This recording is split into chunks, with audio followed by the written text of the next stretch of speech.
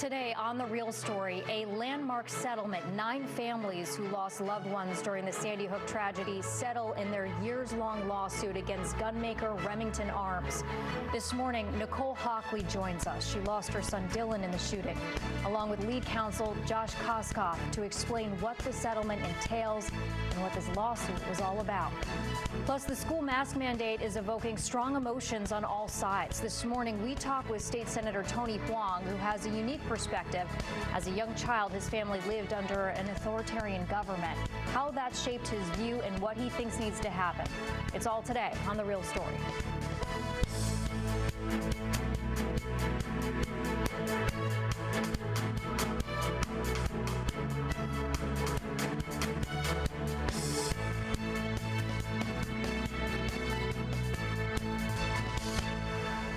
Good morning, and thanks for joining us on The Real Story. I'm Jen Bernstein. It's a major milestone. 9 families who lost loved ones in the 2012 shooting at Sandy Hook Elementary School announcing a settlement in their lawsuit against gunmaker Remington Arms. Remington Arms made the AR-15 weapon used in the shooting, which claimed the lives of 20 children and 6 educators in the school. The family sued Remington, saying the company marketed the AR-15 to young, violence-prone men. It was an uphill battle from the start when they filed the wrongful death lawsuit in 2014, a protection for firearms manufacturers on the books that many thought was impenetrable. But years later, a victory for them, a settlement in that lawsuit for $73 million reached. The now defunct company will also release documents on how it marketed the gun. Remington Arms filed for bankruptcy twice, the last time in 2020. 4 insurance companies are the ones paying up. It certainly doesn't bring back the innocent lives lost that day, but one family saying last week, this resolution gives some accountability to an industry they say has operated with impunity. So this morning on The Real Story, lead counsel in this case, Josh Koskoff, a partner at Koskoff and Biter, as well as Nicole Hockley. She is the co-founder and CEO of the Sandy Hook Promise Foundation, and she lost tragically her 6-year-old son Dylan in the shooting. Thank you both so much for coming on The Real Story. Really appreciate it. Thank you, Jen. Thank you, Jen. All right, so Josh, I want to start with you because, you know, there were many people who looked at this federal impunity law that was on the books and said that this just couldn't be done. And it was the Connecticut Supreme Court that said that the lawsuit, that they could be sued in Connecticut, right? Tell me how you formulated this. Well, I had looked at the law, and the law is what is generally known as an immunity, but it is not an absolute immunity. It never was. As I've recently been describing it, because it's a way to think of it, it's not bulletproof. There are exceptions to the immunity.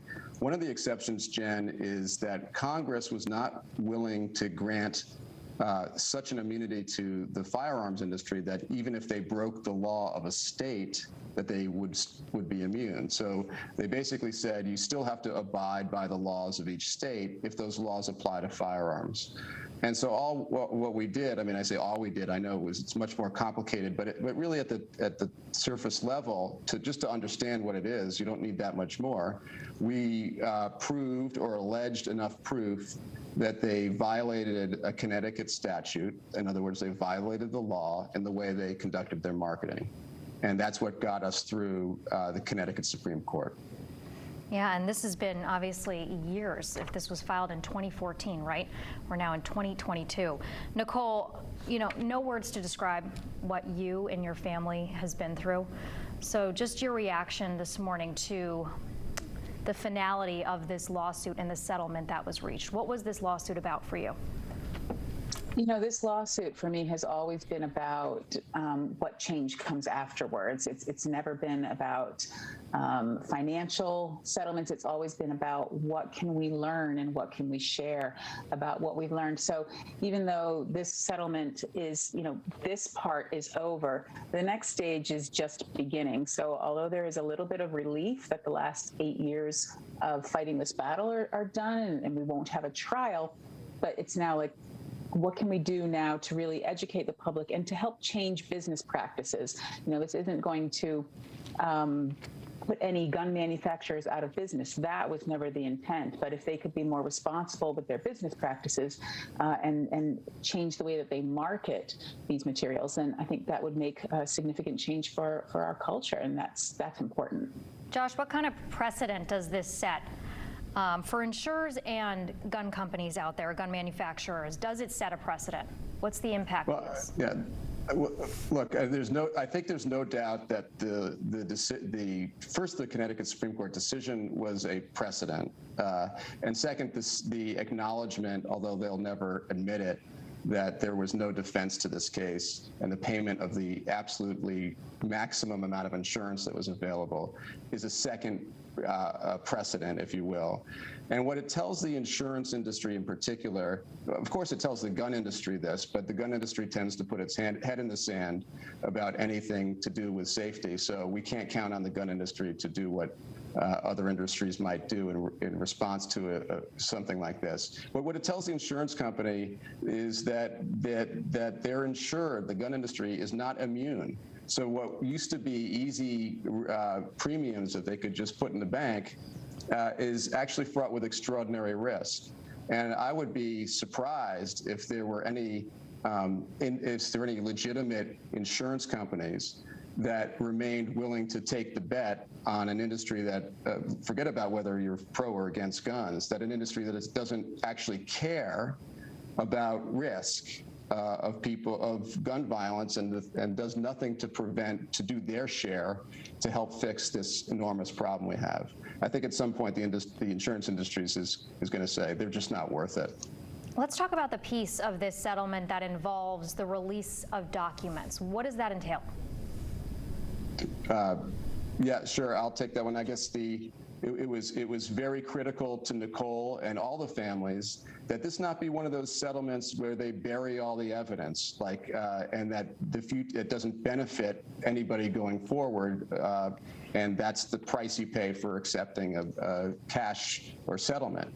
That was never on the table. That it was a threshold issue. If there were going to be no documents allowed to be shared, then there would be no deal, no matter how much money they threw at these families. Now, it turns out they had $73 million. That was what they put on the table. But had they said $73 million, but we keep the documents and you don't say a word of that, that would have been an easy pass for the families. I mean, from what I was it simply wouldn't have accomplished what they set out to do. Right. From what I was reading, Nicole, you all were offered a settlement of $33 million.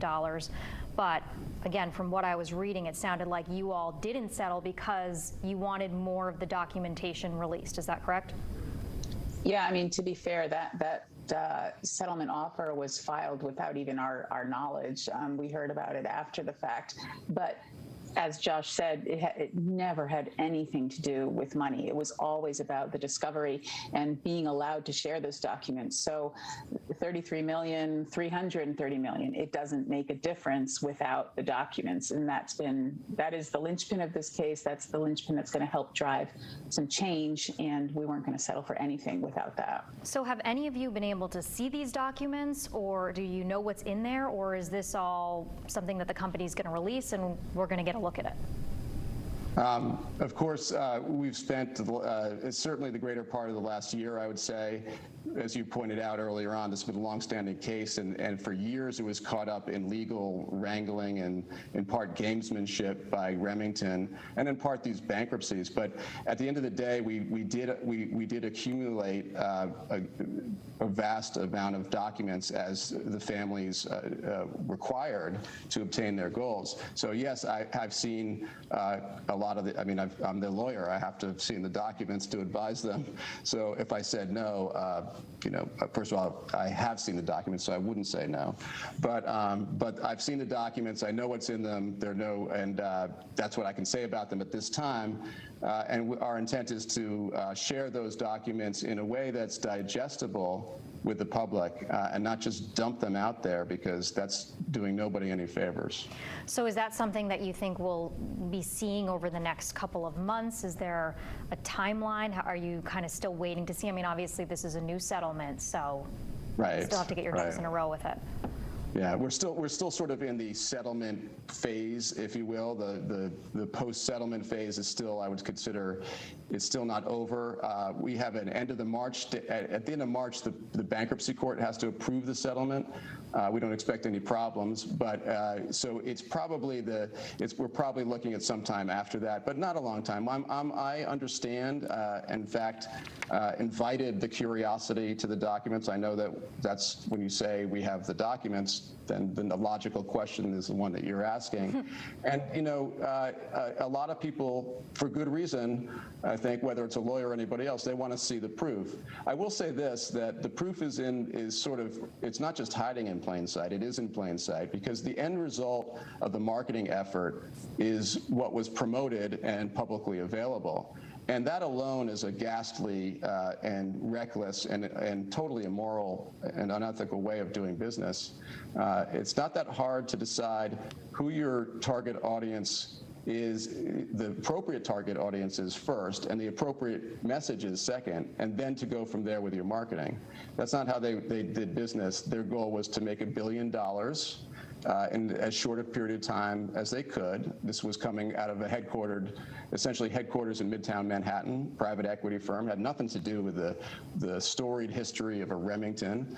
And their goal was to do that. They asked not who the appropriate market is, but how many markets can we target? How many demographics can we target? And how many types of weapons can we sell, regardless of whether it's appropriate or not, and regardless of whether, and what type of usage should we promote, regardless of whether they are criminal or not. So that's the real bad conduct here, Jen.